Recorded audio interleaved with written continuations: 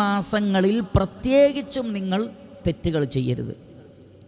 ഫലാ തദ്ലിമൂ, നിങ്ങൾ അക്രമം കാണിക്കരുത്. ഫീഹിന്ന, ഈ 4 മാസങ്ങളിൽ അൻഫുസക്കും, നിങ്ങളോട് തന്നെ.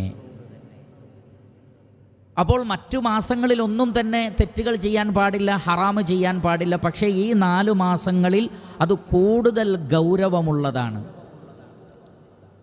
ഏതൊക്കെയാണ് ഈ 4 മാസങ്ങൾ? ഇമാം ബുഖാരിയും മറ്റും ഉദ്ധരിക്കുന്ന ഹദീസിൽ കാണാം, അൻ അബീ ബക്റത റളിയല്ലാഹു അൻഹു അനിൻ നബി സ്വല്ലല്ലാഹു അലൈഹി വസല്ലം അസ്സനതു 12 ശഹറ, ഒരു വർഷം 12 മാസമാണ്. മിൻഹ അർബഅത്തുൻ ഹുറും, അതിൽ 4 മാസങ്ങൾ പവിത്രമാസമാണ്. സലാസത്തുൻ മുതവാലിയാത്തുൻ, അതിൽ 3 തുടർച്ചയായി വരുന്നതാണ്.